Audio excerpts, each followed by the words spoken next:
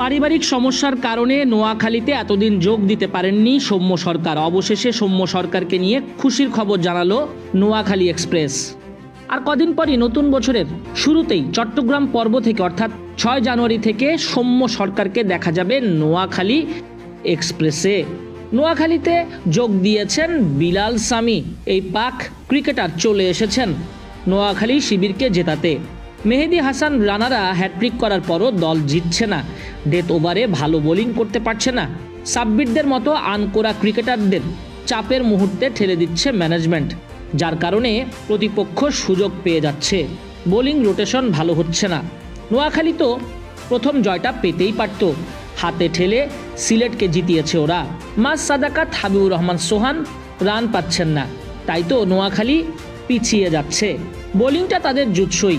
হাসান মাহমুদ, জহির খান, রেজাউর রাজা, মেহেদী হাসান রানা, তাদের চেষ্টার কমতি নেই। অথচ নোয়াখালীর মালিকপক্ষ টুর্নামেন্ট শুরুর আগে বলেছিল প্রতি ম্যাচ জিতলেই বোনাস দেবেন 10 লাখ টাকা। অথচ নোয়াখালী জিততে পারছে না। বোর্ডে রান না থাকলে বোলাররা কি করবেন? তাদেরও তো কিছু করার নেই। টি-20 রানের খেলা, তার উপর সিলেটে স্পোর্টিং পিচে খেলা হচ্ছে। এখানে 180-90 হরহামেশাই করে দলগুলো। সেখানে 150-র নিচে রান করে তো জয় পাওয়া কঠিনতর কাজ। বিপিএল ইতিহাসে নবম বোলার হিসেবে মেহেদী হাসান রানা হ্যাট্রিক উইকেট শিকার করলেন, অথচ দল জিতল না। দলটার আসলেই ভাগ্যটা খারাপ। জনসন চার্লস আসবেন না, তিনি এসে টি-20 খেলবেন। কুশাল মেন্ডিস চোটে ছিটকে গেছেন। সৌম্য সরকারও পারিবারিক কারণে খেলতে পারেননি শুরুর পর্ব।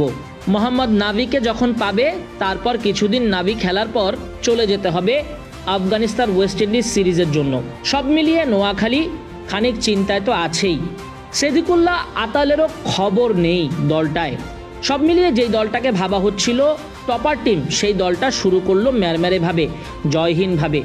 অথচ ব্র্যান্ডিংটা কি দারুণ করেছে নোয়াখালী। কাবিলাকে সংযোজন করেছে, সেই সাথে মোহাম্মদ নাভি ও তার পুত্র ইসাখিলকে যুক্ত করেছে দলের সঙ্গে, কিন্তু কম্বিনেশন পাচ্ছে না ওরা। সত্যি ক্রিকেটীয় ভাগ্যটা আসলেই খারাপ। যদিও গোল বলের খেলায় শেষ বলে কিছু নেই, নিশ্চয়ই নোয়াখালী ঘুরে দাঁড়াবে।